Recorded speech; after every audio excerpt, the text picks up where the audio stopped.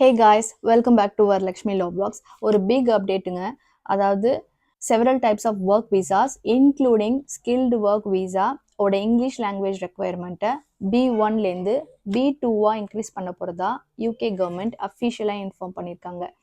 அது எந்த டேட்லேருந்து இம்ப்ளிமெண்ட் ஆக போகுது, யாரெல்லாம் இந்த ரூலில் வந்து அஃபெக்ட் ஆக போகிறாங்க அண்ட் யாருக்கெல்லாம் எக்ஸம்ஷன்ஸ் இருக்குது அப்படிங்கிறத நான் வந்து ப்ரீஃபாக சொல்கிறேன். இந்த ஷார்ட்ஸில் பார்த்து தெரிஞ்சுக்கோங்க. அது என்னென்ன டைப்ஸ் ஆஃப் விசா அப்படின்னா, number 1 skilled work visa, number 2 scale up visa, number 3 high potential individual visa, HPI விசான்னு சொல்லுவாங்க. ஸோ இந்த 3 டைப்ஸ் ஆஃப் விசாக்கு B2 லெவல் இங்கிலீஷ் இருந்தால் தான் நீங்கள் இந்த அப்ளிகேஷன்ஸே மேக் பண்ண முடியும் ஃப்ரம் 8th of Jan 2026. அது என்ன B2 அப்படின்னு கேட்டிங்கன்னா, சோஃபார் B1 லெவல் இருந்தது, இப்போ B2 பண்ணியிருக்காங்க.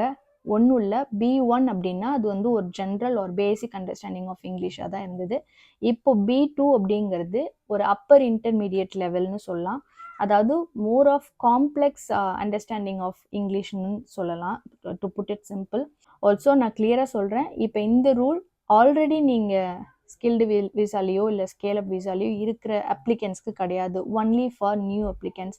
ஆல்ரெடி இருக்கிறவங்க அடுத்த வருஷமோ இல்லை அதுக்கு அடுத்த வருஷமோ எக்ஸ்டென்ஷன் பண்ண போகிறீங்க சேம் கேட்டகரியில் அப்படின்னா இந்த ரூல் உங்களுக்கு அப்ளை ஆகாது. இது யாருக்கெல்லாம் வந்து எக்ஸம்ப்டட் அப்படிங்கிறதையும் சொல்லிடுறேன். Number 1, if you hold a UK degree. Number 2, a degree taught in English but done in a major English speaking country, அதாவது US, Canada or Australia.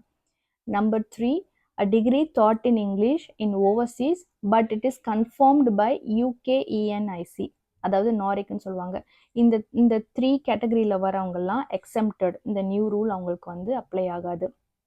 Third category ஒன்று சொன்னேன் இல்லையா, UK ENICன்னு சொல்லிட்டு. நீங்கள் வந்து ஒருவேளை இந்தியாவில் டிகிரி பண்ணியிருக்கீங்க, இங்கிலீஷ் மீடியமில் பண்ணியிருக்கீங்க அப்படின்னா அந்த டிகிரி சர்டிஃபிகேட்டை UK ENICன்னு சொல்லிட்டு ஒரு ஆர்கனைசேஷன் இருக்குது. அது வந்து UK கவர்மெண்ட் அப்ரூவ் பண்ண ஆர்கனைசேஷன் தான். மோர் ஆஃப் அ வெரிஃபிகேஷன் தான். உங்கள் டிகிரி சர்டிஃபிகேட்டை வாங்கி உண்மையிலே நீங்கள் அந்த யூனிவர்சிட்டியில் பண்ணீங்களா, அந்த இயரில் பண்ணீங்களா, அண்ட் இங்கிலீஷ் மீடியமில் பண்ணியிருக்கீங்களா அப்படின்னு வெரிஃபை பண்ணி உங்களுக்கு வந்து ஒரு சர்டிஃபிகேஷன் கொடுப்பாங்க.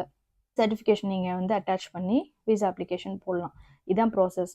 நான் இப்போ இந்த வீடியோவோட டிஸ்கிரிப்ஷனில் எந்தெந்த டெஸ்ட் சென்டர்ஸில் வந்து நீங்கள் B2 லெவல் இங்கிலீஷ் லாங்குவேஜை வந்துட்டு டெஸ்ட் அண்டர்கோ பண்ணலாம், including the preparation. Also UK ENIC or NARIC அந்த லிங்க்கையும் நான் வந்துட்டு அட்டாச் பண்ணுறேன்.